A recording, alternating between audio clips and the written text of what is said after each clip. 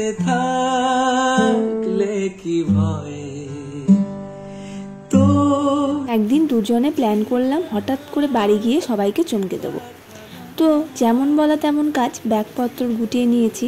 প্রায় 2 থেকে 2.5 মাস পর আমরা কিন্তু বাড়ি যাচ্ছি, তাতে আবার বাসে করে বাড়ি যাচ্ছি। হ্যাঁ, এই প্রথমবার আমরা এতটা রাস্তা বাসে করে যাব। ফালাকাটাতে বাসটা আসে 6:10-এ, আর বাসটার নাম হচ্ছে উপাসনা। তাহলে চলো বাসের ভিতরটা তোমাদেরকে দেখিয়ে দিই।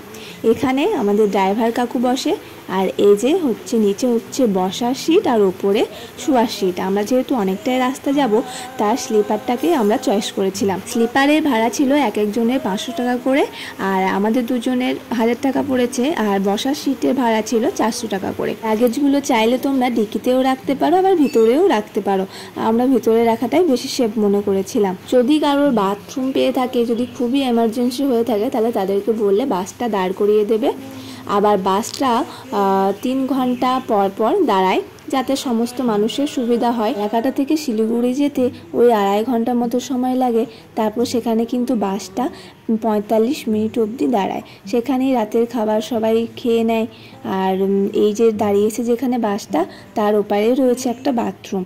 আর এখানে একটা রেস্টুরেন্টও রয়েছে, তোমরা চাইলে রেস্টুরেন্টেও খেতে পারো, নয়তো অনেক রকম হোটেল রয়েছে, সেখানেও খেতে পারো। আমরা হোটেলে কিন্তু রুটি আর তড়কা খেয়ে নিয়েছিলাম। খাওয়া দাওয়া হয়ে গেলে আমরা বাসে চেপে পড়ি। তারপরে একটু নিজেদের ভিডিও করে নিয়েছিলাম। ঘুম খুব একটা বেশি হয়নি, যেহেতু প্রথমবার জার্নি করছি বাসে। শুধু এটুকুই মনে হচ্ছিল কখন যাব আর বাড়ির সবাই কখন আমাদেরকে দেখে চমকে উঠবে। যেহেতু এত দূর রাস্তা যাচ্ছি, তাই কাউকে না বলে একদম চলে যাওয়া যায় না। তাই আমার বাবা আর দাদাকে বলে রেখেছিলাম, আর কিন্তু কেউ জানতো না। তো দেখো, বলতে বলতে আমরা পৌঁছে গেছি বহরমপুর। এরকমভাবে সবাইকে চমকে দিতে গেলে কত যে মিথ্যা কথা বলতে হয় তার নেই ঠিক। আগের দিন শ্বশুর বাড়িতে ফোন করে বলেছিলাম আমরা একটা অনুষ্ঠান বাড়ি যাব, তাই আর ফোন করব না। হ্যাঁ, আগের দিন আমরা কিন্তু ফোন করিনি কাউকে। তো দেখো, বহরমপুরে এসে আমরা বাস পেয়ে গেছিলাম। তারপর সেখান থেকে টোটো করে চলে গেলাম শ্বশুর বাড়িতে। তাদের রিয়াকশনগুলো কিন্তু আমি অরিজিনাল অডিওতেই রেখেছি, তো তোমরা দেখতে থাকো তাদের রিয়াকশনগুলো কেমন ছিল। প্রথম দিন আমি শ্বশুর বাড়িতে এসে চমকে দিয়েছিলাম, তারপরের দিন গেছিলাম মায়ের বাড়িতে, সেটাও দেখতে পাবে।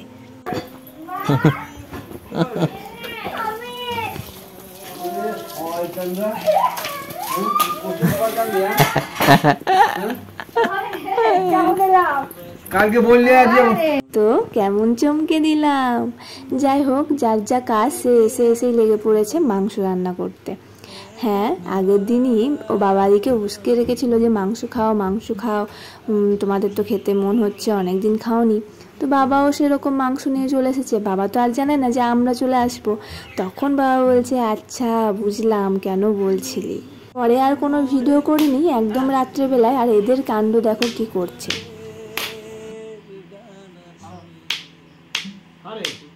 2000 years later.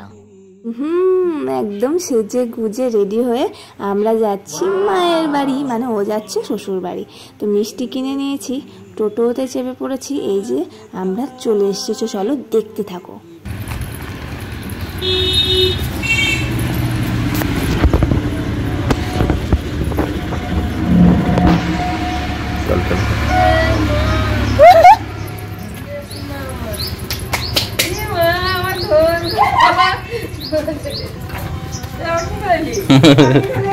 এখানে মা বাবাকে বলছে, আচ্ছা তুমি সব জানতে, তার কারণ বাবাকে তো বলে রেখেছিলাম। আর বাবারা আগের দিনকে গেছিল গুরুবাড়ি, তো এত ভালো মন্দ খাবার কেন আনছে মা তো সেটা জিজ্ঞাসাই করবে।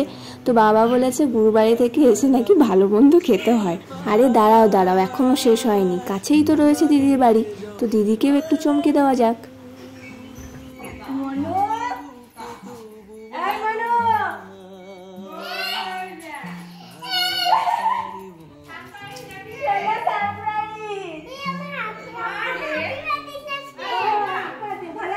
তো সবাইকে চমকে দেওয়ার পালা এবার শেষ হলো।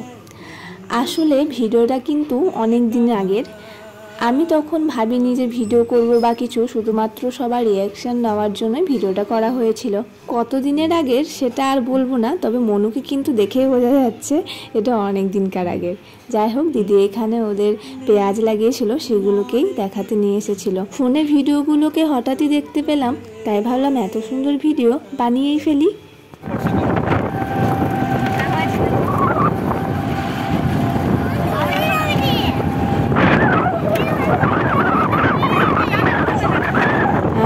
দাদা যখনই আসি তখন জামাইবু, দিদি, মনুকে ছাড়া যেন চলেই না। সবাইকে এভাবে চমকে দিয়ে আমরা তো খুশি হয়েছি, আর সবার খুশি তো তোমরাও দেখতে পেলে।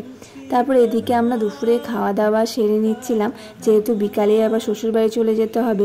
জামাইবু এদিকে কচুরি আর চাটনি নিয়ে এসেছিলো কলেজ থেকে ফেরার পথে। আমাদের ভিডিওটা কেমন লাগলো জানাতে ভুলবে না, আর যদি ভালো লেগে থাকে তাহলে লাইক, কমেন্ট, সাবস্ক্রাইব করে দেবে। দেখা হচ্ছে পরে কোনো ভিডিওতে। সবাই ভালো থাকবে, সুস্থ থাকবে, টাটা, বাই বাই।